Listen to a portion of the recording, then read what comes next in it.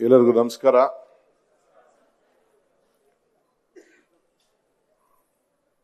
ಕಾಂಗ್ರೆಸ್ ಪಕ್ಷದ ಅಧ್ಯಕ್ಷರು ನಮ್ಮ ಹಿರಿಯರಾದಂಥ ಬಿ.ಕೆ. ಹರಿಪ್ರಸಾದ್ ಅವರೇ, ನನ್ನ ಸಹೋದ್ಯೋಗಿಗಳಂತ ರಾಮಲಿಂಗಾರೆಡ್ಡಿ ಅವರೇ, ಶಿವರಾಜ್ ಚಂಗಡಿ ಅವರೇ, ಉಮಾಶ್ರೀ ಅವರೇ, ರಾಣಿ ಸತೀಶು, ಹನುಮಂತಯ್ಯ, ನಜೀರು, ಬಿ.ಟಿ. ಲಲಿತಾ ನಾಯ್ಕು, ಬೇರೆ ಎಲ್ಲ ಕೂಡ ಗೋಪಾಲ್ ಕೃಷ್ಣನ್ ತೋರ್ಸ, ಯಾಕೆಂದ್ರೆ ಅವರು ಶಿವಮೊಗ್ಗದವರು ಅಂತನ. ಇನ್ನು ಎಲ್ಲ ಬಹಳ ಜನ ಹಿರಿಯರೆಲ್ಲ ಇದ್ದಾರೆ, ಎಲ್ಲರ ಹೆಸರು ತೆಗೆದುಕೊಳ್ಳಲಿಲ್ಲ, ದಯವಿಟ್ಟು ಕ್ಷಮಿಸಬೇಕು. ನಾವೆಲ್ಲ ಕಾರ್ಯಕರ್ತರೆ. ನಾ ಚೀಫ್ ಮಿನಿಸ್ಟರ್ ಆದ್ರೂ ಇಲ್ಲಿ ಕಾರ್ಯಕರ್ತನೆ, ಅದು ನನ್ನ ನಂಬಿಕೆ. ಕಾರ್ಯಕರ್ತರಾಗಿದ್ರೇನೆ ಪಕ್ಷ, ಪಕ್ಷ ಇದ್ರೇನೆ ಸರ್ಕಾರ, ಸರ್ಕಾರ ಇದ್ರೇನೆ ದೇಶ. ಇದು ನಮ್ಮ ತಲೆಯಲ್ಲಿ ಎಲ್ಲರೂ ಕೂಡ ಇರಬೇಕು. ಅಧಿಕಾರ ಯಾವತ್ತೂ ಎಲ್ಲರಿಗೂ ಟೆಂಪ್ರರಿನೇ, ಎಲ್ಲರೂ ಕೂಡ ಸೇವೆ ಮಾಡಬೇಕು ಅಂತೇಳಿ ಮನೋಭಾವ ಇಟ್ಕೊಂಡು ನಾವು ಬಂದಿದ್ದೇವೆ. ಸ್ವಾತಂತ್ರ್ಯಕ್ಕೆ ಬೆಲೆ ಕಟ್ಟಲಿಕ್ಕೆ ಸಾಧ್ಯ ಇಲ್ಲ. ಸ್ವಾತಂತ್ರ್ಯವೇ ನಮ್ಮ ಜೀವನದ ಉಸಿರು. ಇವತ್ತು ಸ್ವಾತಂತ್ರ್ಯಕ್ಕೆ ಮುನ್ನುಡಿಯನ್ನ ಬರೆದಂತ ಒಂದು ಪವಿತ್ರವಾದಂತ ದಿನ. ಕಾಂಗ್ರೆಸ್ ಕಚೇರಿಯಲ್ಲಿ ಇವತ್ತು ನಾವು ಭಾರತ್ ಜೋಡೋ ಭವನದಲ್ಲಿ ಈ ಪವಿತ್ರವಾದಂತ ಕಾರ್ಯಕ್ರಮವನ್ನ ನಿರ್ವಹಿಸ್ತಾ ಇದ್ದೇವೆ. ಇಲ್ಲಿ ವಾಕ್ಯಗೋಷ್ಠಿಯ ಇಲ್ಲಿದೆ: ಬ್ರಿಟಿಷರೇ ಭಾರತವನ್ನು ಬಿಟ್ಟು ತೊಲಗಿ, ಸರ್ವಾಧಿಕಾರ ಮನಸ್ಥಿತಿ, ಅಧಿಕಾರ ಬಿಟ್ಟು ತೊಲಗಿ. ಅಂದು ಸ್ವರಾಜ್ಯ ನಮ್ಮ ಜನ್ಮಿಸಿದ ಹಕ್ಕು, ಪ್ರತಿಭಟನೆ ನಮ್ಮ ಜನ್ಮಸಿದ್ಧ ಹಕ್ಕು ಅಂತ ಹೇಳಿ ಈ ಕ್ವಿಟ್ ಇಂಡಿಯಾ ಚಳವಳಿಯಲ್ಲಿ ನಾವು ಇದನ್ನ ಮಾಡ್ಕೊಂಡು ಬಂದಿದ್ದೇವೆ. ಗಾಂಧೀಜಿಯವರ ನೇತೃತ್ವದಲ್ಲಿ ಈ ಚಳವಳಿ ನಡೆದು ಇಡೀ ದೇಶಕ್ಕೆ ಒಂದು ದೊಡ್ಡ ಅಡಿಪಾಯವನ್ನ ಮಾಡಿ ಒಂದು ದೊಡ್ಡ ಸಂಕಲ್ಪವನ್ನು ಮಾಡಿದಂತ ಒಂದು ಪವಿತ್ರವಾದಂತ ದಿನ. ನಾವೆಲ್ಲ ಈ ಚಿತ್ರದಲ್ಲಿ ನೆಹರು, ಪಟೇಲ್ರು, ಮೌಲಾನಾ ಆಜಾದ್ರವರು, ಅಬ್ದುಲ್ ಕಲಾಂ ಇವೆಲ್ಲೂ ಕೂಡ ಎಲ್ಲ ಹಿರಿಯರು ಹೆಜ್ಜೆ ಇಡ್ತಾ ಇದ್ದನ್ನ ನಾವೆಲ್ಲ ಗಮನಿಸಿದ್ದೇವೆ. ಜನಾರ್ದನ್ ಪೂಜಾರಿ ಅವರು ಕಾಂಗ್ರೆಸ್ ಪಕ್ಷದ ಅಧ್ಯಕ್ಷರಾಗಿದ್ದಂಥ ಸಂದರ್ಭದಲ್ಲಿ ನಮ್ಮನ್ನೆಲ್ಲ ಗುಜರಾತ್ಗೆ ಕರ್ಕೊಂಡೋಗಿ ನಾವು ಕೂಡ ಬೆಳಗ್ಗೆ ಅಷ್ಟೊತ್ತಿಗೆ ಒಂದಷ್ಟು 8-10 ಕಿಲೋಮೀಟರ್ ಆ ಪವಿತ್ರವಾದಂಥ ಭೂಮಿಲಿ ಹೆಜ್ಜೆ ಹಾಕಿದ್ದು ನನಗೂ ಕೂಡ ಈಗ ನನಗೆ ನೆನಪು ಬರ್ತಾ ಇದೆ. ಹಿರಿಯರ ಹೋರಾಟದ ಫಲವಾಗಿ ನಮ್ಮೆಲ್ಲರೂ ಕೂಡ ಅಧಿಕಾರ ಬಂದಿದೆ, ಪ್ರಜಾಪ್ರಭುತ್ವ ಬಂದಿದೆ, ಸಮಾನತೆಯಿಂದ ಬಾಳಲಿಕ್ಕೆ ಒಂದು ಅವಕಾಶ ಕೂಡ ಇದೆ. ಸಂವಿಧಾನನೇ ಇವತ್ತು ನಮಗೆ ಬೈಬಲ್ಲು, ಕುರಾನ್, ಭಗವದ್ಗೀತೆ ಎಲ್ಲ ಕೂಡ ಇವತ್ತು ನಮಗೆ ಸಂವಿಧಾನ ಕೂಡ ಈ ಆಶ್ರಯದಲ್ಲಿ ಹೊರಹೊಮ್ಮಿಸಿದೆ. ನನ್ನ ಹೆಗಲ ಮೇಲೆ ತ್ರಿವರ್ಣ ಧ್ವಜ ಇದೆ. ಈ ತ್ರಿವರ್ಣ ಧ್ವಜ ಬೇರೆ ಯಾವ ಪಾರ್ಟಿಯವ್ರ ಕೆಲವು ಹಾಕೊಳ್ಳಿಕ್ಕೆ ಸಾಧ್ಯ ಇಲ್ಲ. ಯಾರೊಬ್ಬ ನಮ್ಮ ಕಾರ್ಯಕರ್ತ ಸತ್ತರೆ, ಯಾವ್ದಾದ್ರು ಮಂತ್ರಿ ಸತ್ತರೆ, ಒಬ್ಬ ಹಿರಿಯ ನಾಯಕರು ಸಿಕ್ಕಿದ್ರೆ ನಾವು ರಾಷ್ಟ್ರ ಧ್ವಜವನ್ನ ಕೊಟ್ಟು ಗೌರವನ್ನ ಸಲ್ಲಿಸ್ತೇವೆ. ಆದ್ರೆ ಈ ತ್ರಿವರ್ಣ ಧ್ವಜ ನನ್ನ ಹೆಗಲ ಮೇಲೆ ಏನಿದೆ, ಪ್ರತಿಯೊಬ್ಬ ಕಾರ್ಯಕರ್ತರು ಕೂಡ ಗೌರವ ಕೊಡುವಂತ ಒಂದು ಪವಿತ್ರವಾದಂತ ಈ ಧ್ವಜವನ್ನ ಕಾಂಗ್ರೆಸ್ ಪಕ್ಷ ನಿಮ್ಮೆಲ್ಲರೂ ಕೂಡ ಕೊಟ್ಟಿದೆ. ಇದನ್ನ ನಾವು ಯಾವ ರೀತಿ ಕಾಪಾಡಬೇಕು, ಯಾವ ರೀತಿ ಉಳಿಸ್ಕೊಳ್ಬೇಕು ಅನ್ನೋದು ಬಹಳ ಮುಖ್ಯವಾದಂತ ವಿಚಾರ. ಕಾಂಗ್ರೆಸ್ ಪಕ್ಷ ಯಾವತ್ತು ಜಗ್ಗಲ್ಲ, ಕುಗ್ಗಲ್ಲ, ಬಗ್ಗಲ್ಲ. ಇದು ತಾವೆಲ್ಲ ಗಮನದಲ್ಲಿ ತಾವು ಇಟ್ಕೊಳ್ಬೇಕು. ಈ ರಾಜ್ಯದಲ್ಲಿ ಕಾಂಗ್ರೆಸ್ ಸರ್ಕಾರ ಅಧಿಕಾರಕ್ಕೆ ಬಂದಿದೆ. ದೇಶದಲ್ಲಿ ಒಂದು ದೊಡ್ಡ ಷಡ್ಯಂತ್ರ ನಡೀತು. ಗಾಂಧಿ ಕುಟುಂಬನ ಕಾಂಗ್ರೆಸ್ನ ಹೊರಗಾಕ್ಬೇಕು ಅಂತೇಳಿ ಅನೇಕ ಪಕ್ಷಗಳು ದೊಡ್ಡ ದೊಡ್ಡ ತೀರ್ಮಾನಗಳು ಮಾಡಿ ನಮ್ಮ UPA ಸರ್ಕಾರನ ನಾವೆಲ್ಲ ಸೋಲ್ಬೇಕಾದಂತ ಒಂದು ಪರಿಸ್ಥಿತಿ ಬಂತು. ಆದ್ರೂ ಕೂಡ ನಮ್ಮ ಇಂಡಿಯಾ ಒಕ್ಕೂಟ ಒಂದು 25-26 ಸೀಟಿಂದ ನಮ್ದು ಕಡಿಮೆ ಆಯಿತು. ಆದರೆ ರಾಜಕಾರಣದಲ್ಲಿ ಯಾರಿಗೂ ಅಧಿಕಾರ ಶಾಶ್ವತ ಅಲ್ಲ, ಪಕ್ಷಗಳಿಗೂ ಇಲ್ಲ, ವ್ಯಕ್ತಿಗೂ ಅಲ್ಲ. ಆದರೆ ನಮ್ಮ ನಿಯಮ, ನಮ್ಮ ಬದ್ಧತೆ ಏನ್ ನಾವು ಇಟ್ಕೊಂಡು ಬಂದಿದ್ದೀವಿ ಅದು ಯಾವಾಗಲೂ ಕೂಡ ಮುಂದುವರ್ಸ್ಕೊಂಡು ಹೋಗುವಂಥದ್ದು. ಇವತ್ತು ಭಾರತಕ್ಕೆ ಒಂದು ದೊಡ್ಡ ಸಂಕಟ ಬಂದಿದೆ. ಯುವಕರಿಗೆ ಮಾರ್ಗದರ್ಶನ ಕೊಡಬೇಕು, ಈ ದೇಶದ ಐಕ್ಯತೆ, ಸಮಗ್ರತೆ, ಶಾಂತಿ ಕಾಪಾಡಬೇಕು ಅಂತ ಹೇಳಿ ನಮ್ಮ ನಾಯಕರಾದಂಥ ರಾಹುಲ್ ಗಾಂಧಿಯವರು ಕನ್ಯಾಕುಮಾರಿಯಿಂದ ಕಾಶ್ಮೀರವರೆಗೂ ಭಾರತ್ ಜೋಡೋ ಯಾತ್ರೆಯನ್ನ ಮಾಡಿದ್ರು. ಇದು ಈ ದೇಶದ ಇತಿಹಾಸದಲ್ಲಿ ಇದು ಸಾಮಾನ್ಯವಾದಂಥ ಕೆಲಸ ಅಲ್ಲ.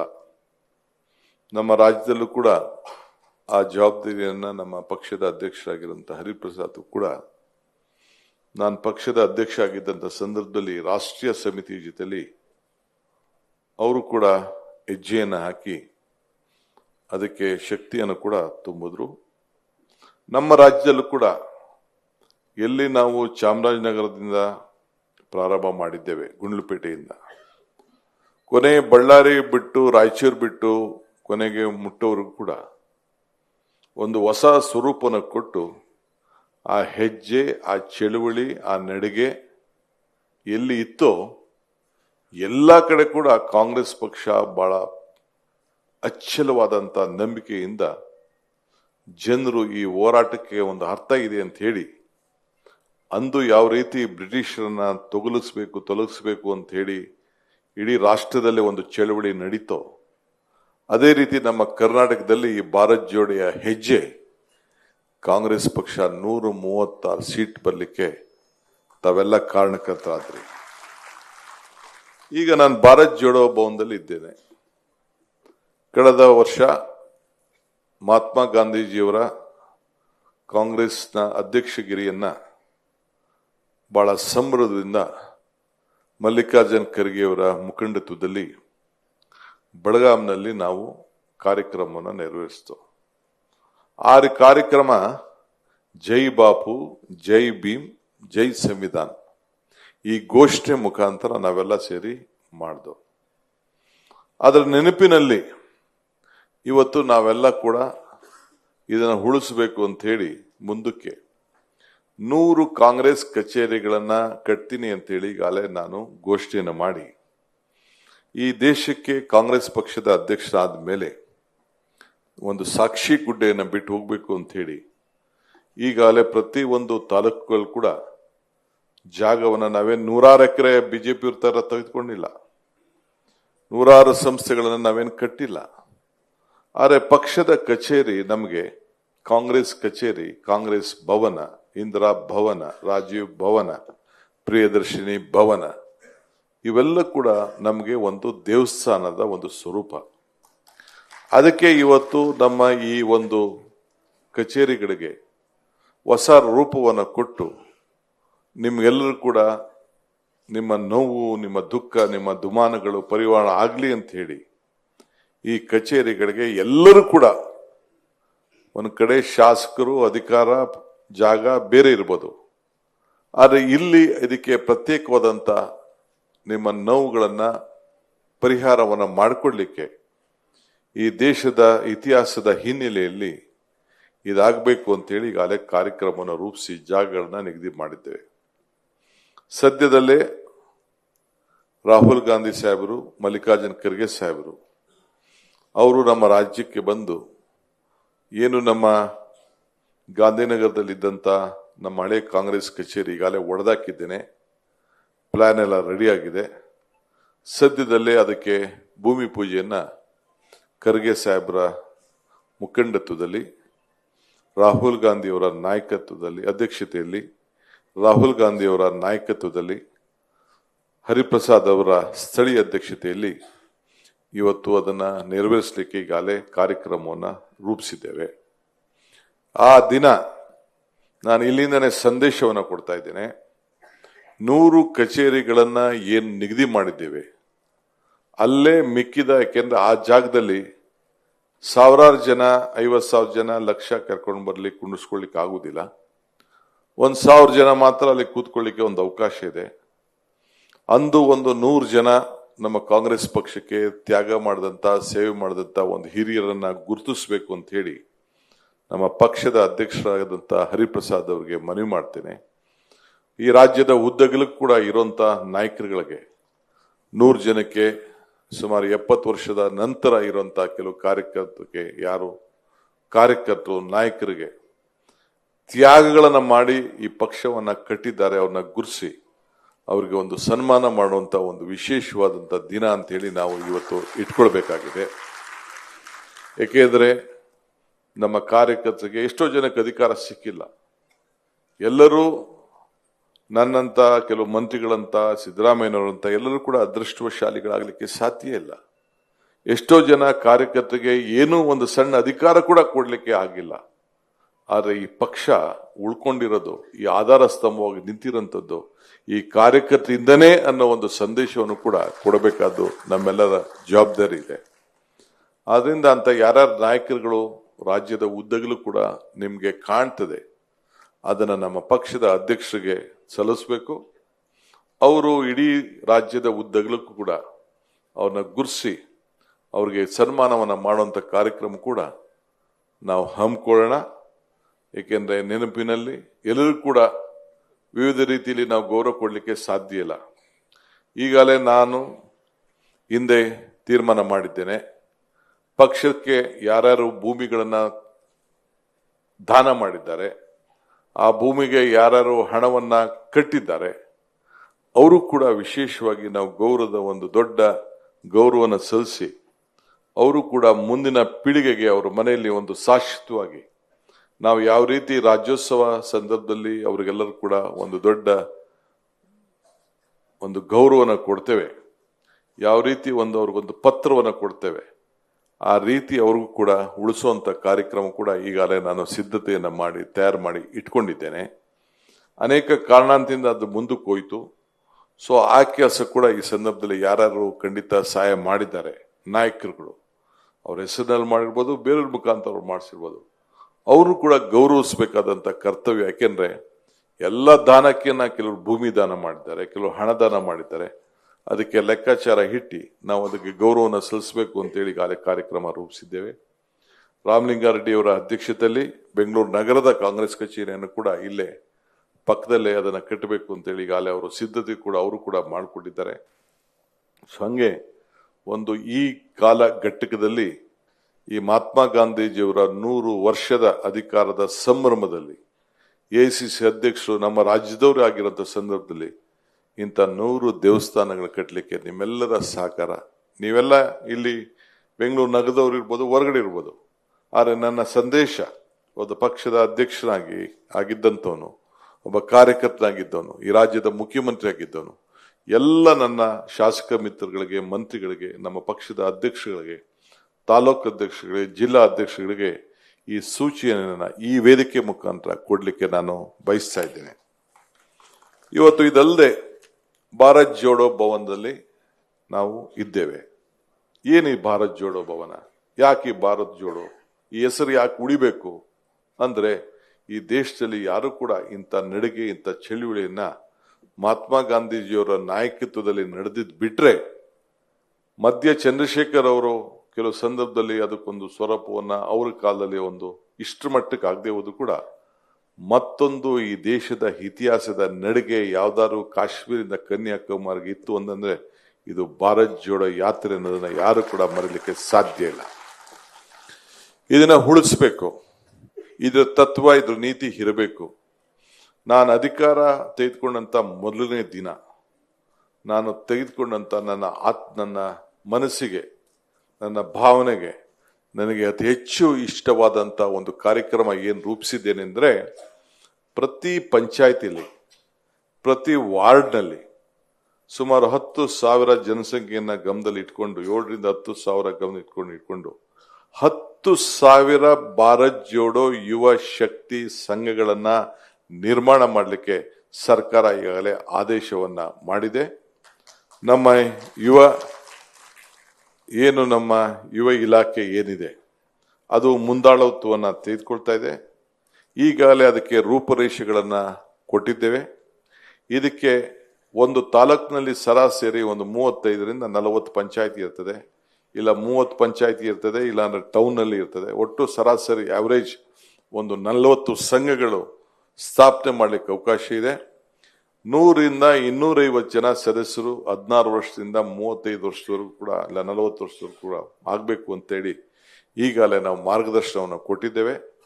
ಒಬ್ಬ ಸರ್ಕಾರಿ ನೌಕರರು ಯಾರ್ಯಾರು ಇರ್ತಾರೆ ಅಧಿಕಾರಿಗಳು, ಅವರು ಅದಕ್ಕೆ ಮುಂದಾಳತ್ವವನ್ನು ಮಧ್ಯಸ್ಥಿಕೆಯನ್ನು ವಹಿಸಿ ನಾಯಕತ್ವವನ್ನು ಬೆಳೆಸಬೇಕು ಅನ್ನೋ ದೃಷ್ಟಿಯಿಂದ ಯುವಕರಲ್ಲಿ ಕ್ರೀಡೆ, ಸಾಂಸ್ಕೃತಿಕವಾದದ್ದು ಮತ್ತು ಸಂವಿಧಾನತ್ವಾದಂಥ ಎಲ್ಲ ವಿಚಾರಗಳನ್ನ ಚರ್ಚೆ ಮಾಡಿ ನಾಯಕತ್ವ ಗುಣ ಆಗಲಿ ಅಂತೇಳಿ ಪಂಚಾಯತಿಯಿಂದ ಪಾರ್ಲಿಮೆಂಟ್ ವರೆಗೂ ಕೂಡ ನಾಯಕರಾಗಬೇಕು. ಹೆಣ್ಮಕ್ಳನ್ನು ಕೂಡ ಹೊಸದಾಗಿ ನಾವು ತಯಾರು ಮಾಡಬೇಕು. ರಾಜೀವ್ ಗಾಂಧಿ ಅವರು ಒಂದಿನ ನನಗೆ 73ನೇ 74ನೇ ತಿದ್ದುಪಡಿಯ ಸಂದರ್ಭದಲ್ಲಿ ಒಂದು ಮಾತು ಹೇಳಿದ್ರು, a leader is one to create leaders not followers ಅಂತ ಒಂದು ಮಾತನ್ನ ಅವತ್ತು ಸಂದರ್ಭದಲ್ಲಿ ನಾನು ಜಿಲ್ಲಾ ಪಂಚಾಯತಿ ಮೆಂಬರ್ ಆದಾಗ ನಮ್ಮ ಜಯಪ್ರಕಾಶ್ ನಾರಾಯಣ್ ಅವರ ಇಲ್ಲೊಂದು ಸೆಂಟರ್ ಇದೆ, ಆ ಸಂದರ್ಭದಲ್ಲಿ ಹೇಳಿದ ಮಾತು ನನ್ನ ತಲೆಯಲ್ಲಿದೆ. ಅದ್ರ ನೆನಪಿನಲ್ಲಿ ಇವತ್ತು ನಾವು 10,000 ಯುವ ಶಕ್ತಿ ಯುವ ಭಾರತ್ ಜೋಡೋ ಯುವಕ ಸಂಘವನ್ನ ಪ್ರಾರಂಭ ಮಾಡಲಿಕ್ಕೆ 1,000 ಕೋಟಿ ರೂಪಾಯಿಯನ್ನ ನಿಗದಿ ಮಾಡಿದ್ದೇವೆ. ಪಕ್ಷಾತೀತವಾಗಿ, ಜಾತ್ಯತೀತವಾಗಿ ಎಲ್ಲ ಧರ್ಮದವರು ಯುವಕರು ಕೂಡ ಸಂಘಟನೆಯಾಗಿ ಆ ಒಂದು ಐಕ್ಯತೆ ಮನೋಭಾವವನ್ನು ಮೂಡಿಸುವಂತ ಒಂದು ಕಾರ್ಯಕ್ರಮವನ್ನು ರೂಪಿಸಿದ್ದೇವೆ. ನೀವೆಲ್ಲ ಕೂಡ ಸಿದ್ಧತೆ ಆಗಬೇಕು. ಯುವಕರನ್ನ ಸದಸ್ಯರು ಮಾಡಬೇಕು. ಈ ಸಂವಿಧಾನವನ್ನ ರಕ್ಷಣೆ ಮಾಡಬೇಕು. ಇದಕ್ಕೆ ಈ ಭಾರತ್ ಜೋಡೋ ಯುವಕ ಸಂಘಕ್ಕೆ ಎಲ್ಲರೂ ಕೂಡ ಸದಸ್ಯರಾಗಲಿಕ್ಕೆ ನೀವು ಪ್ರೇರಣೆಯನ್ನು ಮಾಡಬೇಕು. ಕೇವಲ 10 ರೂಪಾಯಿ ಗೌರವದಿಂದ ಅದಕ್ಕೆ ಸದಸ್ಯರಾಗುವಂಥದ್ದು. 16 ವರ್ಷದಿಂದ 45, 35, 40 ವರ್ಷ ಅಂತ ಹೇಳಿ ಈಗಾಗಲೇ ಪರಮೇಶ್ವರ್ ಅವರು ಅದಕ್ಕೆ ಆದೇಶವನ್ನು ಈಗಾಗಲೇ ಹೊರಡಿಸಿದ್ದಾರೆ. ಅದಕ್ಕೆ ಈಗಾಗಲೇ ಈ ತಿಂಗಳಲ್ಲೇ ಅದು ನೋಂದಣಿ ಕಾರ್ಯಕ್ರಮ ಪ್ರಾರಂಭ ಆಗ್ತದೆ. ನಾನು ಅವ್ರಿಗೆ ಕೆಲವು ಡೈರೆಕ್ಷನ್ಸ್ ಕೊಟ್ಟಿದ್ದೇನೆ. ಒಂದು ಲೋಗೋ ಹೊಸದಾಗಿ ಕ್ರಿಯೇಟ್ ಮಾಡಬೇಕು ಅಂತ ಹೇಳಿ ಅದಕ್ಕೆ ಹೇಳಿದ್ದೇನೆ. ಸೊ ಇದು ಮುಂದಿನ ಏನು ಇವತ್ತು ಕ್ವಿಟ್ ಇಂಡಿಯಾ ಚಳವಳಿ ಏನು ನಡೀತಾ ಇದೆ ಅದಕ್ಕೆ ಮುಂದಕ್ಕೆ ಪೂರಕವಾಗಿ ಈ ದೇಶದಲ್ಲಿ ಮತ್ತೆ 28ರಲ್ಲಿ ಈ ರಾಜ್ಯಕ್ಕೆ ಒಂದು ಹೊಸ ಸೂಚನೆ, 29ರಲ್ಲಿ ಮತ್ತೆ ಈ ದೇಶವನ್ನು ಉಳಿಸ್ಕೊಳ್ಳಿಕ್ಕೆ ಒಂದು ದೊಡ್ಡ ಎಲ್ಲರೂ ಕೂಡ ಸಹ ಬಾಳುತ್ತದ ಒಂದು ದೊಡ್ಡ ಕಾರ್ಯಕ್ರಮವನ್ನು ಮಾಡಿ ಒಗ್ಗಟ್ಟಿನಿಂದ, ಇದು ರಾಜಕಾರಣ ಅಲ್ಲ, ಈ ದೇಶ ಉಳಿಬೇಕು ಅನ್ನೋ ದೃಷ್ಟಿಯಿಂದ ಇಂಥ ಕಾರ್ಯಕ್ರಮವನ್ನು ನಾವು ಮಾಡಬೇಕಾಗಿದೆ. ಸೊ ಅದಕ್ಕೆ ನೀವೆಲ್ಲ ಕೂಡ ತಯಾರಾಗಬೇಕು. ಈಗ SIR ಬಂದಿದೆ. SIR ಬಗ್ಗೆ ಈಗ ನಮ್ಮ ರಾಜ್ಯ, ಬೇರೆ ರಾಜ್ಯಕ್ಕೂ ಕೂಡ ನಾವು ಸ್ವಲ್ಪ ಮುಂದೆ ಪ್ರಯತ್ನವನ್ನ ಮಾಡ್ತಾ ಇದ್ದೇವೆ. ಆದ್ರೂ ಕೂಡ 1 ಲಕ್ಷ 1 ಕೋಟಿ ವೋಟನ್ನ ಡಿಲೀಟ್ ಮಾಡಲಿಕ್ಕೆ ಈಗಾಗಲೇ ಕೆಲವೆಲ್ಲ ದೊಡ್ಡ ಕಾರ್ಯಕ್ರಮ ರೂಪ ಆಗಿದ್ದು ನಾವೆಲ್ಲ ಮಾಧ್ಯಮದಲ್ಲಿ ನಾವು ನೋಡಿದ್ದೇವೆ. ನಮ್ಮ ಕಾರ್ಯಕರ್ತರಿಗೆ ನಾನು ಮನವಿ ಮಾಡ್ಕೊಳ್ತೇನೆ, ನಮ್ಮ BLAಗಳ ಮನವಿ ಮಾಡ್ಕೊಳ್ತಾ ಇದ್ದೇನೆ, ಇದು ನೀವು ನಿಮ್ಮ ಹಕ್ಕನ್ನ ಉಳಿಸ್ಕೊಳ್ತಾ ಇದ್ದೀರಿ. ನಮ್ಮ ಮತ ನಮ್ಮ ಹಕ್ಕು, ನಮ್ಮ ಮತ ನಮ್ಮ ಭವಿಷ್ಯ. ಈ ಸಂದರ್ಭದಲ್ಲಿ ತಾವು ನಿಮ್ಮ ಬದುಕಿಗೆ ನಿಮ್ಮ ಮತವನ್ನ ನಾವು ಉಳಿಸ್ಕೊಳ್ಬೇಕು. ಇವತ್ತು ಏನು 5 ಗ್ಯಾರಂಟಿಯನ್ನು ನಾವು ಕೊಟ್ಟಿದ್ದೇವೆ, ಯಾರಿಗೋಸ್ಕರ ಕೊಟ್ಟು? ಜಾತಿ, ಪಕ್ಷ, ಮತ, ಭೇದ ಎಲ್ಲ ಮರೆತು ಎಲ್ಲರ ಆದಾಯ ಪಾತಾಳಕ್ಕೆ ಹೋಗ್ತಾ ಇದೆ, ಬೆಲೆಗಳು ಗಗನಕ್ಕೆ ಹೋಗ್ತಾ ಇದೆ. ಆದ್ರೂ ಕೂಡ ಮಾನಸಿಕವಾಗಿ ಯಾರು ಕೂಡ ಕುಗ್ಬಾರ್ದು ಈ ದೇಶದಲ್ಲಿ ಅನ್ನೋ ದೃಷ್ಟಿಯಿಂದ ಸುಮಾರು 55,000 ಕೋಟಿ ರೂಪಾಯಿನ ಬಜೆಟ್ ಅಲ್ಲಿ ಇಟ್ಟು ಇವತ್ತು ಆ ಕಾರ್ಯಕ್ರಮವನ್ನು ರೂಪಿಸಿದ್ದೇವೆ. ಸೊ ಅದಕ್ಕೆ ಈ ಸಂದರ್ಭದಲ್ಲಿ ಯಾರಿಗಾರು ಒಬ್ಬ ಮತ ಇಲ್ಲ ಅಂದ್ರೆ ಈ ಒಂದು ಸೌಲಭ್ಯಗಳನ್ನು ಕೊಡಲಿಕ್ಕೆ ಬಹಳ ಕಷ್ಟ ಆಗ್ತದೆ. ಈಗಾಗಲೇ ಬಿಹಾರ್ನಲ್ಲಿ, ಈಗಾಗಲೇ ವೆಸ್ಟ್ ಬೆಂಗಾಲ್ನಲ್ಲಿ ಯಾರಿಗೆ ಮತ ಹಕ್ಕಿಲ್ಲ ಆ ಮತಕ್ಕೆ ಎಲ್ಲ ಸರ್ಕಾರದ ಸೌಲಭ್ಯಗಳನ್ನ ಕೇಂದ್ರ ಸರ್ಕಾರ ನಿಲ್ಲಿಸಿರೋದು ತಾವೆಲ್ಲ ಕೂಡ ಗಮನದಲ್ಲಿ, ನೀವೆಲ್ಲ ಮಾಧ್ಯಮದಲ್ಲಿ ತಾವೆಲ್ಲ ನೋಡಿದ್ದೀರಿ. ಆ ದೃಷ್ಟಿಯಿಂದ ಇವತ್ತು ನಾನು ಇವತ್ತಿಂದ ಹೊಸದಾಗಿ ಅಡ್ವರ್ಟೈಸ್ಮೆಂಟ್ಗಳು, ಟಿವಿಗಳೆಲ್ಲ ಅಡ್ವರ್ಟೈಸ್ಮೆಂಟ್ ಕೊಡಬೇಕು ಅಂತೇಳಿ ಈಗಾಗಲೇ ನಾನು ಮಾರ್ಗದರ್ಶನವನ್ನು ಕೊಟ್ಟಿದ್ದೇನೆ. ಒಂದು ವಾರ 10 ದಿನ ಏನೋ ಸ್ವಲ್ಪ ಎಕ್ಸ್ಟೆನ್ಷನ್ ಕೂಡ ಮಾಡಿದ್ದಾರೆ. ಎಲ್ಲರೂ ಕೂಡ ಯಾರು ಎನ್ಯುಮರೇಷನ್ ಫಾರಂ ಅನ್ನ ಕೊಟ್ಟಿಲ್ಲ ಅವರೆಲ್ಲ ವಾಪಸ್ಸು ಎನ್ಯುಮರೇಷನ್ ಫಾರಂ ಅನ್ನ BLAಗಳಿಗೆ ತಲುಪಿಸಬೇಕು. ನಮ್ಮ BLAಗಳು ಜಾಗೃತರಾಗಬೇಕು. ಎಲ್ಲರೂ ಕೂಡ BLA ಆಗುವಂತ ಭಾಗ್ಯ ಅಂದ್ರೆ BLA 2 ಆಗುವಂತ ಭಾಗ್ಯ ಎಲ್ಲರೂ ಕೂಡ ಇಲ್ಲ. ಈ ಪಕ್ಷಕ್ಕೆ ಒಂದು ಆಧಾರ ಸ್ತಂಭ ನಮ್ಮ ಪ್ರತಿನಿಧಿಗಳು ಸಂವಿಧಾನದಲ್ಲಿ ಕೊಟ್ಟಂತ ನಿಮ್ಮ ಹಕ್ಕು. ಕಾಂಗ್ರೆಸ್ ಪಕ್ಷದ ಅಧ್ಯಕ್ಷರು ನಿಮಗೆ ಜವಾಬ್ದಾರಿ ಕೊಟ್ಟಿದ್ದಾರೆ. ಅಧ್ಯಕ್ಷರು BLA ಮಾಡಿದ್ದಾರೆ, BLA 2 ಮಾಡಿದ್ದಾರೆ. ಎಲ್ಲರೂ ಕೂಡ BLAಗಳು ಆಗ್ಬೋದಾಗಿತ್ತು. ಆದ್ರೆ ನಿಮ್ಗೆ ಏನು ಈ ಅವಕಾಶ ಸಿಕ್ಕಿದೆ ಅದನ್ನ ಪ್ರಾಮಾಣಿಕವಾಗಿ ಈ ತ್ರಿವರ್ಣ ಧ್ವಜವನ್ನ ಉಳಿಸ್ಕೊಳ್ಳಿಕ್ಕೆ ಈ ದೇಶದಲ್ಲಿ ಕಾಂಗ್ರೆಸ್ ಪಕ್ಷ ಮತ್ತೆ ಅಧಿಕಾರಕ್ಕೆ ಬಂತು. ರಾಹುಲ್ ಗಾಂಧಿ ಅವರು ಈ ದೇಶದ ಪ್ರಧಾನಮಂತ್ರಿ ಮಾಡಲಿಕ್ಕೆ ಅದೊಂದು ಪೂರ್ವಕವಾದಂತ ಹೆಜ್ಜೆ ಅಂತ ಹೇಳಲಿಕ್ಕೆ ನನಗೆ ಬಹಳ ಸಂತೋಷ ಆಗ್ತದೆ. ಆದ್ರಿಂದ ಈ ಡಿಲೀಷನ್ ಕಾರ್ಯಕ್ರಮದಲ್ಲಿ ತಾವು ಬಹಳ ಹುಷಾರಾಗಿರಬೇಕು. ಯಾರು ಯುವಕರು 18 ವರ್ಷ ಆಗಿದೆ, ಯಾರು 18 ವರ್ಷ ಆಗಿದೆ ಅವರೆಲ್ಲರೂ ಕೂಡ ಎಲ್ಲೆಲ್ಲಿ ವೋಟ್ ಇಲ್ಲ ಮತ್ತೆ ಫಾರಂ 6 ಕೊಡ್ಲಿಕ್ಕೆ ಅವಕಾಶ ಇದೆ. ಅದನ್ನ ಕೂಡ ತಾವೆಲ್ಲ ಕಾರ್ಯಕರ್ತರು ಬೇರೆದ್ ಬಿಡಿ. ಇದು ಫಸ್ಟ್ ಮತದಾನದ ಹಕ್ಕು. ಮತ ಇದ್ರೆ ನಿಮ್ಮ ಬದುಕು, ಮತ ಇಲ್ಲ ಅಂದ್ರೆ ನಿಮ್ಮ ಬದುಕಿಲ್ಲ, ನಿಮ್ಮ ಧ್ವನಿ ಇಲ್ಲ. ಯಾವ ಮುಖಾಂತರ ನೀವು ಪಂಚಾಯತಿಂದ ಪಾರ್ಲಿಮೆಂಟ್ ಅನ್ನ ನಾಯಕರನ್ನ ನೀವು ಆಯ್ಕೆ ಮಾಡ್ತೀರಿ? ಮತದ ಮುಖಾಂತರ.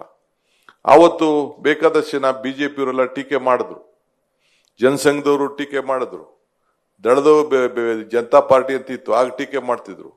ರಾಜೀವ್ ಗಾಂಧಿ ಅವರು 21 ವರ್ಷದಿಂದ 18 ವರ್ಷಕ್ಕೆ ಮತ ಇಡಿಸಂತ ಸಂದರ್ಭದಲ್ಲಿ ನಾನು ಚಂದ್ರಶೇಖರ್ ಮೂರ್ತಿ ಅವರ ಹತ್ರ ಫಾರಂ ತೆಗೆದುಕೊಂಡು ನಾನು ಪಾರ್ಲಿಮೆಂಟ್ ಅಲ್ಲಿ ಆ ಸಂದರ್ಭ ನಡೆದಾಗ ಹೋಗಿ ನಾನು ಕೂತಿದ್ದೆ. ಆ ಫೈನಲ್ ಡಿಸ್ಕಷನ್ ನಡೀತಿದ್ದು. ಎಲ್ಲರೂ ಯುವಕರಿಗೆ ನಂಬಿಕೆ ಇಡ್ತಾ ಇದ್ದೀರಿ, ಯುವಕರಿಂದ ಹಾಳಾಗ್ತದೆ ಈ ದೇಶ, ಈ ಕಡಿಮೆ ಮಾಡಬಾರ್ದು ಅಂತ ವಿರೋಧ ಪಾರ್ಟಿಯವರು ಹೇಳಿದ್ರು. ಆದ್ರೆ ರಾಜೀವ್ ಗಾಂಧಿ ಅವರು ಒಂದು ಮಾತು ಪಾರ್ಲಿಮೆಂಟ್ ಅಲ್ಲಿ ಏನ್ ಹೇಳಿದ್ರು ಅಂತಂದ್ರೆ, ನೋಡಿ 16ನೇ ವಯಸ್ಸಿನ ಯುವಕರಿಗೆ ಯಾರು SSLC ಪಾಸ್ ಮಾಡಿರ್ತಾರೆ ಆ ಪಾಸ್ ಮಾಡಿದಂತ ಯುವಕರಿಗೆ ನಾವು ನಮ್ಮ ಏನು ಮಿಲಿಟರಿಗೆ ತೆಗೆದುಕೊಂಡು ಅವನಿಗೆ ಉದ್ಯೋಗವನ್ನ ಕೊಡ್ತೇವೆ. ಅವನ್ ಕೊಟ್ಬಿಟ್ಟು ಈ ದೇಶ ಕಾಯಿ ಅಂತೇಳಿ ಅವನಿಗೆ ಬಂದೂಕವನ್ನು ಕೊಟ್ಟು ನಮ್ಮ ದೇಶದ ಭಾಗದಲ್ಲಿ ಗಡಿ ಭಾಗದಲ್ಲಿ ಅವನಿಗೆ ಬಂದೂಕ ಕೊಟ್ಟು ನಾವು ಅವನಿಗೆ ರಕ್ಷಣೆ ಮಾಡುವಂತ ಹೇಳ್ತೇವೆ. ಆದ್ರೆ ಇವತ್ತು ನಾವು ಪ್ರಜಾಪ್ರಭುತ್ವ ವ್ಯವಸ್ಥೆಯಲ್ಲಿ ಪಂಚಾಯತಿಂದ ಪಾರ್ಲಿಮೆಂಟ್ ವರೆಗೂ ಈ ದೇಶ ಕಾಯಿ ಅಂತೇಳಿ ಆ ಯುವಕನ ನಂಬಿ ಬಂದೂಕ ಕೊಡ್ತೇವೆ. ಆದ್ರೆ ಪಂಚಾಯತಿಯಿಂದ ಪಾರ್ಲಿಮೆಂಟ್ ವರೆಗೂ ನಾಯಕರನ್ನ ಆಯ್ಕೆ ಮಾಡ್ಕೊಳ್ಲಿಕ್ಕೆ ಆ ಯುವಕನನ್ನ ನಾವು ನಂಬಲಿಲ್ಲ ಅಂತಂದ್ರೆ ನಾನು ಈ ಸ್ಥಾನದಲ್ಲಿ ಇರ್ಲಿಕ್ಕೆ ಅರ್ಹಲ್ಲ ಅಂತ ಹೇಳಿ ನಾನು ಭಾವಿಸ್ಕೊಂಡಿದ್ದೇನೆ. ನನಗೆ ಈ ದೇಶದ ಯುವಕರ ಮೇಲೆ ನಂಬಿಕೆ ಇದೆ. ಅದಕ್ಕೆ ಈ ಒಂದು ಸಂವಿಧಾನದ ತಿದ್ದುಪಡಿಯನ್ನು ನಾವು ಮಾಡ್ತಾ ಇದ್ದೇವೆ. ನೀವು ಸಹಕಾರ ಕೊಡಬೇಕು ಅಂತ ಹೇಳಿ ಮನವಿ ಮಾಡಿ ಅವತ್ತು ಈ ರಾಷ್ಟ್ರಕ್ಕೆ 21 ವರ್ಷದಿಂದ 18 ವರ್ಷದವರೆಗೂ ಕೂಡ ಮತದಾನ ಹಕ್ಕು ಬಂತು. ಸೊ ಹಂಗೆ ಇದು ಯುವ ಜನಾಂಗದ ಒಂದು ದೊಡ್ಡ ಶಕ್ತಿ ತುಂಬುವಂಥದ್ದು ಯಾವ್ದಾದ್ರು ಸಂದರ್ಭದಲ್ಲಿ ಈ ದೇಶದಲ್ಲಿ ನಡೆದಿದೆ ಅಂದರೆ ಕಾಂಗ್ರೆಸ್ ಸರ್ಕಾರ ಇದ್ದಾಗ ಮಾತ್ರ ಇವತ್ತು ನಡೆದಿದೆ. ಇವತ್ತು ನಾವು ಮತ್ತೊಂದು ನೇರವಾಗಿ ಮತದಾರರ ದರೋಡೆ ಇವತ್ತು ನಡೀತಾ ಇದೆ. ನಾವೀಗ ಕ್ವಿಟ್ ವೋಟ್ ಚಳವಳಿ ಮಾಡಬೇಕಾದಂತ ನಮ್ಮ ಕರ್ತವ್ಯ ಇದೆ. ಈ ವೋಟ್ ಚೋರಿ ಚಳವಳಿ ಏನ್ ನಡೀತಾ ಇದೆ ಅದರ ವಿರುದ್ಧ ನಾವು ಈಗ ಹೋರಾಟವನ್ನು ಮಾಡಬೇಕಾದಂತ ಒಂದು ಪರಿಸ್ಥಿತಿ ಇದೆ. ಆದ್ರಿಂದ ತಾವೆಲ್ಲರೂ ಕೂಡ ಈ ಸಂದರ್ಭದಲ್ಲಿ ನಾನು ನಮ್ರತೆಯಿಂದ ಮನವಿ ಮಾಡ್ಕೊಳ್ತಾ ಇದ್ದೇನೆ. ಎಲ್ಲ ಕೆಲಸಗಳನ್ನ ಬದಿಗಿಟ್ಟು ಇವತ್ತು ನೀವು ಈ ವೋಟ್ ಚೋರಿ ಚಳವಳಿ ಏನು ನಡೀತಾ ಇದೆ ಅದರ ವಿರುದ್ಧವಾಗಿ ಈ ಮತದಾನದ ಹಕ್ಕನ್ನ ಉಳಿಸ್ಕೊಳ್ಳಿಕ್ಕೆ ನಾವು ವೋಟ್ ಚೋರಿ ಚಳವಳಿಯನ್ನ ನಾವೀಗ ಕ್ವಿಟ್ ವೋಟ್ ಚೋರಿ ಚಳವಳಿಯನ್ನ ನಾವು ಮಾಡಬೇಕು ಅಂತೇಳಿ ಎಲ್ಲ ರಾಜ್ಯದ ಎಲ್ಲ ಕಾರ್ಯಕರ್ತರು ಕೂಡ ನಾನು ನಮ್ರತೆಯಿಂದ ನಾನು ಮನವಿಯನ್ನ ನಾನು ಮಾಡ್ತಾ ಇದ್ದೇನೆ. ಸೊ ನಮ್ಮ ವಾರ್ಡ್ನಲ್ಲಿ ನಾವೆಲ್ಲ ಇವತ್ತು ಮಾಡಬೇಕು. ಈಗ ಯುವಕರು ಉದ್ಯೋಗ ಇಲ್ಲ, ದೊಡ್ಡ ರಣರಂಗ ನಡೀತಾ ಇದೆ ದೇಶದಲ್ಲಿ. ಇವತ್ತು ಎಂಪ್ಲಾಯ್ಮೆಂಟ್ ವಿಚಾರದಲ್ಲಿ ಇರ್ಬೋದು, ನೀಟ್ ವಿಚಾರದಲ್ಲಿ ನಡೀತಾ ಇದೆ. ಆದರೆ ಪಾರದರ್ಶಕವಾದಂತ ವಿದ್ಯಾಭ್ಯಾಸಕ್ಕೆ ನಾವು ಶಕ್ತಿಯನ್ನು ತುಂಬಬೇಕು ಅಂತ ಹೇಳಿ ನಾನು ಕೂಡ ಇದರ ಬಗ್ಗೆ ದೊಡ್ಡ ಆಲೋಚನೆ ಮಾಡಿ 70,000 ಯುವಕರನ್ನ ತುಂಬಿಸುವಂತ ಈ ಒಂದು ಫಸ್ಟ್ ಫೇಸ್ ನಲ್ಲಿ ಈ ಕಾರ್ಯಕ್ರಮ ಈಗಾಗಲೇ ನಡೀತಾ ಇದೆ. ಈಗ ಯುವ ಜನಾಂಗ ಕರ್ನಾಟಕಕ್ಕೆ ಒಂದು ಶಕ್ತಿಯನ್ನು ಕೂಡ ತುಂಬುತ್ತದೆ ಅನ್ನೋದು ನಮಗೆ ನಂಬಿಕೆ ಇದೆ. ಸೊ ಪ್ರತಿಯೊಬ್ಬರು ಕೂಡ ಯುವಕರಿಗೆ ಒಂದು ಮಾರ್ಗದರ್ಶನವನ್ನು ನಾವು ಕೊಡಬೇಕಾಗ್ತದೆ. ಆ ನಿಟ್ಟಿನಲ್ಲಿ ಯುವ ಕರ್ನಾಟಕದ ಮೂಲಕ ಯುವ ಭಾರತವನ್ನು ನಿರ್ಮಾಣ ಮಾಡಬೇಕು. ನಮ್ಮ ಗುರಿ ಇಂದಲ್ಲ, ನಾಳೆ ಅಲ್ಲ, 28 ಜೊತೆಗೆ 29 ಕೂಡ ನಮ್ಮ ಗುರಿ, ಈ ರಾಜ್ಯದ ಕಾಂಗ್ರೆಸ್ಸಿಗರ ಗುರಿ ಅನ್ನೋದನ್ನ ಕೂಡ ನಾವೆಲ್ಲ ಇಟ್ಕೊಳ್ಬೇಕಾಗ್ತದೆ. ಕಾಂಗ್ರೆಸ್ಸು ಮುಕ್ತ ಮಾಡ್ತೀವಿ ಅಂತ ಹೇಳಿ ಕೆಲವರು ಪ್ರಯತ್ನವನ್ನ ಮಾಡ್ತಾ ಇದ್ದಾರೆ. ಈ ದೇಶದಲ್ಲಿ ಕಾಂಗ್ರೆಸ್ ಶಕ್ತಿ, ದೇಶದ ಶಕ್ತಿ, ಕಾಂಗ್ರೆಸ್ ಇತಿಹಾಸ, ಈ ದೇಶದ ಇತಿಹಾಸ. ಯಾರು ಕೂಡ ಈ ಕಾಂಗ್ರೆಸ್ ಅನ್ನ ತಗಲಾಕ್ಲಿಕ್ಕೆ ಸಾಧ್ಯ ಇಲ್ಲ. ಈ ಕಾಂಗ್ರೆಸ್ ರಾಜ್ಯದ ಈಗ ದಕ್ಷಿಣ ಭಾರತದಲ್ಲಿ ತಮಿಳುನಾಡಲ್ಲಿ ಕೇರಳಲ್ಲಾಯ್ತಾ, ಆಂಧ್ರಲ್ಲಾಯ್ತಾ, ತೆಲಂಗಾಣನಾಗ್ತಾ ಇದೆ. ಈ ಕೆಳಗಡೆಯಿಂದ ದೀಪ ಉರಿತದೆ, ದೀಪ ಉರಿದು ದೀಪ ಪ್ರಜ್ವಲವಾಗಿ ಬೆಳೀತದೆ. ಹಂಗೆ ಇಡೀ ಭಾರತ ಉದ್ದಗಲೂ ಕೂಡ ಇದಕ್ಕೆ ದೊಡ್ಡ ಶಕ್ತಿಯನ್ನ ತುಂಬುತ್ತದೆ. ಸೊ ತಾವು ಇದಕ್ಕೆ ಈ ಭಾರತದ ಸ್ವಾತಂತ್ರ್ಯ ಸಂಗ್ರಾಮದಲ್ಲಿ ಯಾವ ರೀತಿ ನಿರ್ಣಾಯಕವಾದಂತಹ ತೀರ್ಮಾನವನ್ನ ಹಿಂದಿನ ಹಿರಿಯರು ಮಾಡಿದ್ರು, ಹಂಗೆ ಈ ರಾಜ್ಯದಿಂದ ಹೊಸ ಪೀಳಿಗೆ ಮಹಾತ್ಮ ಗಾಂಧೀಜಿಯವರು ಏನು ನಮಗೆ ನುಡಿಯನ್ನ ಕೊಟ್ಟರು, ಹೆಜ್ಜೆ ಹಾಕಿದ್ರು, ಈ ದೇಶಕ್ಕೆ ಯಾವ ರೀತಿ ನಾಯಕತ್ವವನ್ನು ಕೊಟ್ಟರು, ಆ ರೀತಿ ಯಾವ ಅಧಿಕಾರ ಕೂಡ ಅವರು ಬಯಸಲಿಲ್ಲ. ಸಂಗೆ ಇವತ್ತು ಈ ದಿನ ಕೂಡ ಬಹಳ ಭಾರತೀಯರಿಗೆ, ಪ್ರತಿಯೊಬ್ಬರು ಕೂಡ ರಾಷ್ಟ್ರಭಕ್ತಿ ಮತ್ತು ಜವಾಬ್ದಾರಿಯನ್ನ ನೆನಪು ಕೊಡುವಂತ ಒಂದು ಪವಿತ್ರವಾದಂತ ದಿನ ಅಂತೇಳಿ ನಾನು ತಮ್ಮಲ್ಲಿ ಕೇಳ್ಕೊಳ್ತೇನೆ. ನಮ್ಮ ರಾಜ್ಯದಲ್ಲೇ ಅನೇಕ ಜಾಗಗಳಿದೆ, ಇತಿಹಾಸ ಇದೆ. ಇವತ್ತು ಚಿಕ್ಕಬಳ್ಳಾಪುರದಲ್ಲಿ ಇರ್ಬೋದು, ಶಿವಮೊಗ್ಗದ ಶಿಕಾರಿಪುರದ ಈಸೂರು ಇರ್ಬೋದು, ಇಂಥ ಅನೇಕ ನಮ್ಮ ರಾಜ್ಯದಲ್ಲಿ ಮದ್ದೂರಿನಲ್ಲಿ ಇರ್ಬೋದು, ಎಲ್ಲ ಕೂಡ ಇದೆ. ನೆನ್ನೆ ತಾನೇ ಅದಕ್ಕೊಂದು ಹೊಸ ಸಮಿತಿ ಮಾಡಬೇಕು ಅಂತೇಳಿ ಮದ್ದೂರಿನಲ್ಲಿ ನಾನು MLA ಅವರು ರಿಕ್ವೆಸ್ಟ್ ಮಾಡೋದು ಅಂತ. ಪಾಪ MLA ಅವರು ಕೂಡ ಸ್ವಂತ ಜಾಗವನ್ನ ನಾನು ಮದ್ದೂರಿನಿಂದ ಒಂದು ಜಾಗ ಉಚಿತವಾಗಿ ಕಾಂಗ್ರೆಸ್ ಕಚೇರಿಗೆ ಕಟ್ತೇನೆ ದೇವಸ್ಥಾನಕ್ಕೆ ಅಂತೇಳಿ ಕೊಟ್ಟರು. ನಾನೇ ಹೋಗಿ ಗಿಫ್ಟ್ ರಿಸೀವ್ ಮಾಡಿಕೊಂಡು ರಿಜಿಸ್ಟರ್ ಮಾಡಿಕೊಂಡು ನಾನು ಬಂದಿದ್ದೇನೆ. ಸೊ ಹಂಗೆ ಈ ನಿಸ್ವಾರ್ಥ ಸೇವೆಯನ್ನ ನಮ್ಮ ಅನೇಕರು ಕಾರ್ಯಕರ್ತರು, ಮುಖಂಡಗಳು, ನಾಯಕರುಗಳು ಕೂಡ ಮಾಡ್ಕೊಂಡು ಬಂದಿದ್ದಾರೆ. ಇವತ್ತು ಜ್ಞಾನವೇ ಪ್ರಗತಿಯ ಮೂಲ. ಹಂಗೆ ಇವತ್ತು ನಾವೆಲ್ಲ ಕೂಡ ಯುವಕರು, ಯುವ ಕರ್ನಾಟಕ, ನವಭಾರತ, ಇದು ನಮ್ಮ ಮಂತ್ರವಾಗಿ ಇವತ್ತು ಉಳ್ಕೊಳ್ಬೇಕು. Faith can be a big moment. ಅದೇ ಒಂದು ಮೌಂಟನ್. ನಂಬಿಕೆ ಇಲ್ಲ ಅಂದ್ರೆ ಏನು ಮಾಡ್ಲಿಕ್ಕೆ ಸಾಧ್ಯ ಇಲ್ಲ. ಹಂಗೆ ನಮ್ಮೆಲ್ಲರೂ ಕೂಡ ದೇಶದ ಪ್ರತಿಯೊಂದರಲ್ಲೂ ಅಚಲವಾದಂತ ನಂಬಿಕೆ ಈ ಸಂದರ್ಭದಲ್ಲಿ ನಮ್ಮ ಪಕ್ಷದ ಮೇಲೆ ತಾವೆಲ್ಲ ಇಟ್ಕೊಂಡಿದ್ದೀರಿ. ಈ ಪಕ್ಷ ವ್ಯಕ್ತಿಗಲ್ಲ. ಯಾವತ್ತೂ ಕೂಡ ನಾನು ಈಗ ಅನೇಕ ಸಂದರ್ಭದಲ್ಲಿ ಹೇಳಿದ್ದೇನೆ, ವ್ಯಕ್ತಿ ಪೂಜೆ ಮಾಡಕ್ ಹೋಗ್ಬೇಡಿ, ಪಕ್ಷದ ಪೂಜೆ ಮಾಡಿ. ವ್ಯಕ್ತಿ ಮೇಲೆ ಮಾಡೋದಲ್ಲ. DK ಶಿವಕುಮಾರ್ ಇರ್ತಾನೋ, ಸಿದ್ದರಾಮಯ್ಯ ಇರ್ತಾವೋ, ಹರಿಪ್ರಸಾದ್ ಇರ್ತಾರೋ, ರಾಮಲಿಂಗರು ಇರ್ತೀವೋ ಅನ್ನೋ ಮುಖ್ಯ ಅಲ್ಲ. ಈ ರಾಷ್ಟ್ರ ಧ್ವಜ ಯಾರ ಮೇಲೂ ಕೂಡ ಬೇರೆ ಕೈಲಿ ಇಳಿಸ್ಕೊಳ್ಳಿಕ್ಕೆ ಸಾಧ್ಯ ಇಲ್ಲ. ಇದು ಕೂಡ ತಾವು ಭಕ್ತರಲ್ಲಿ ಇರಲಿ ಅಂತ ಈ ಸಂದರ್ಭದಲ್ಲಿ ಹೇಳಿ, ಮುಂದೆ ಜೊತೆಗೆ ನಾನು ಪ್ರತಿಯೊಂದು ಪಂಚಾಯತಿಗೆ ಕಾರ್ಯಕರ್ತರಿಗೆ ಶಕ್ತಿ ತುಂಬಬೇಕು ಅಂತ ಹೇಳಿ ಪ್ರತಿಯೊಂದು ಪಂಚಾಯತಿಗೂ ಕೂಡ ನಾನು ಅಧ್ಯಕ್ಷನಾದ ಮೇಲೆ 15 ಜನ ನಾವು ಈ ಗ್ಯಾರಂಟಿ ಸಮಿತಿ ಸದಸ್ಯರನ್ನ ನಾವು ಮಾಡಿದ್ದು. ಈಗ ತಾಲೂಕು ಮಟ್ಟದಲ್ಲಿ, ಜಿಲ್ಲಾ ಮಟ್ಟದಲ್ಲಿ ಮಾಡಿದ್ದು. ಈಗ ಪ್ರತಿಯೊಂದು ಪಂಚಾಯತಿಲೂ ಕೂಡ 6 ಜನ ಗ್ಯಾರಂಟಿ ಸಮಿತಿ ಸದಸ್ಯನಾಗಿ ಮಾಡಿ ಈಗ ಹೊಸದಾಗಿ ಅದಕ್ಕೆ ಯಾವ ರೀತಿ ರೂಪ ಕೊಡಬೇಕು ಅಂತೇಳಿ ಪ್ರತಿ ಪಂಚಾಯತಿಗೂ ಕೂಡ 6 ಜನ ಅಂದ್ರೆ ಒಂದು 40 ಪಂಚಾಯತಿ ಇತ್ತು ಅಂದ್ರೆ ಸುಮಾರು 250-260 ಜನ ಕಾರ್ಯಕರ್ತರಿಗೆ ಗುರ್ಸುವಂತದ್ದು ಸರ್ಕಾರದ ಗ್ಯಾರಂಟಿ ಏನು ಇದೆ. 5 ಬೆರಳು, ನಾನು ಅನೇಕ ಭಾಷೆಗಳಲ್ಲಿ ಹೇಳಿದ್ದೀನಿ, 5 ಬೆರಳು ಸೇರಿ ಈ ಕೈ ಗಟ್ಟಿ ಆಯ್ತು, 5 ಕಾರ್ಯಕ್ರಮ ಸೇರಿ ಈ ಕೈಗೆ ಮುಷ್ಟಿ ಆಯ್ತು. ಹಂಗೆ ಹೇಳಿದ್ದೇನೆ. ಚುನಾವಣೆಯಲ್ಲಿ ಹೇಳ್ದೆ, ಕಮಲ ಕೆರೆಯಲ್ಲಿದ್ದರೆ ಚಂದ, ತೆನೆ ಹೊಲದಲ್ಲಿದ್ದರೆ ಚಂದ, ಈ ದಾನ ಧರ್ಮ ಮಾಡುವ ಕೈ ಅಧಿಕಾರದಲ್ಲಿದ್ದರೆ ಮಾತ್ರ ಚಂದ ಅಂತ ಹೇಳಿದ್ದೆ. ಹಂಗೆ ಈ ದಾನ ಧರ್ಮ ಮಾಡುವ ಕೈ ವಿಧಾನಸೌಧದಲ್ಲಿ ಅಧಿಕಾರ ಇದ್ದದಕ್ಕೆ ಇವತ್ತು 1,21,00,000 ಗೃಹಲಕ್ಷ್ಮಿ ಮಹಿಳೆಯರಿಗೆ ಅಕೌಂಟ್ಗೆ ನೇರವಾಗಿ 2,000 ರೂಪಾಯಿ ಹೋಗ್ತಾ ಇದೆ. 1,60,00,000 ಕುಟುಂಬಗಳಿಗೆ 1 ಕೋಟಿ ಎಲ್ಲರಿಗೂ ಕೂಡ ಮನೆ ಗೃಹ ಜ್ಯೋತಿ ಬೆಳಗ್ತಾ ಇದೆ. ಸುಮಾರು 4 ಕೋಟಿ ಹೆಚ್ಚು ಜನರಿಗೆ ಇವತ್ತು ಅನ್ನಭಾಗ್ಯವನ್ನ ಕೊಡ್ತಾ ಇದ್ದೀವಿ. ರಾಮಲಿಂಗಾರೆಡ್ಡಿ ಅವರ ಮುಖಂಡತ್ವದ ಏನು ಶಕ್ತಿ ಯೋಜನೆ ಪ್ರಾರಂಭ ಮಾಡ್ತಾ ಪ್ರತಿದಿನ ಎಷ್ಟು ಜನ ನನ್ನ ತಾಯಂದಿರು ಉಚಿತವಾಗಿ ಪ್ರಯಾಣ ಮಾಡ್ತಾ ಇದ್ದಾರೆ, ಇದನ್ನ ನೋಡ್ತಾ ಇದ್ರಲ್ಲ. ಯಾವ ದೇವಸ್ಥಾನಕ್ಕಾಗಲಿ, ಯಾವ ಕೋರ್ಟ್ಗಾಗಲಿ, ಯಾವ ಸಂಬಂಧಕ್ಕಾಗಲಿ ನಿಮ್ಮನ್ನ ಬರ್ಬೇಕಾದ್ರೆ ಫ್ರೀಯಾಗೆ ಉಚಿತವಾಗಿ ಬಸ್ಸಲ್ಲಿ ಹೋಗ್ತಾ ಇದೆ, ಪ್ರಯಾಣ ಮಾಡ್ತಾ ಇದ್ರಂತೆ. ಈ ಕಾರ್ಯಕ್ರಮ ಪ್ರಧಾನಮಂತ್ರಿ ಅವರು ಟೀಕೆ ಮಾಡಿದ್ರು, ಬಿಜೆಪಿಯವರು ಟೀಕೆ ಮಾಡಿದ್ರು. ಇವತ್ತು ನಮ್ಮ ಕಾರ್ಯಕ್ರಮ ನೋಡಿ, ಕಾಂಗ್ರೆಸ್ ಕಾರ್ಯಕ್ರಮ ನೋಡಿ, ಇಡೀ ದೇಶದ ಕಾರ್ಯಕ್ರಮ ಆಗಿ ಇವತ್ತು ಪರಿವರ್ತನೆ ಆಗಿದೆ. ಕರ್ನಾಟಕದ ಮಾದರಿ ಈ ದೇಶಕ್ಕೆ ಮಾದರಿ ಅನ್ನೋದನ್ನ ತಾವು ನೋಡ್ಕೊಂಡು ತಾವು ಬರ್ತಾ ಇದ್ರಿ. ಅದರಿಂದ ಹಿಂದೆ ಯಾವ ರೀತಿ 78ರಲ್ಲಿ ಏನು ಜನತಾ ಪಕ್ಷ ಅಧಿಕಾರಕ್ಕೆ ಬಂದಂತ ಸಂದರ್ಭದಲ್ಲಿ ನಮ್ಮ ಕರ್ನಾಟಕ ರಾಜ್ಯ ಅವತ್ತು ಕೂಡ ಹಿಂದಕ್ಕೆ ಹೋಗ್ಲಿಲ್ಲ. ಕರ್ನಾಟಕ ರಾಜ್ಯದಲ್ಲಿ ಕಾಂಗ್ರೆಸ್ ಸರ್ಕಾರ ರಚನೆ ಆಯಿತು, ದೇವರಾಜ ಅರಸು ಕಾಲದಲ್ಲಿ ರಚನೆ ಆಯಿತು. ಹಂಗೆ ಇವತ್ತು ಎಲ್ಲ ಜನಾಂಗದ ಶಾಂತಿಯ ತೋಟ ಈ ಕರ್ನಾಟಕ ರಾಜ್ಯ.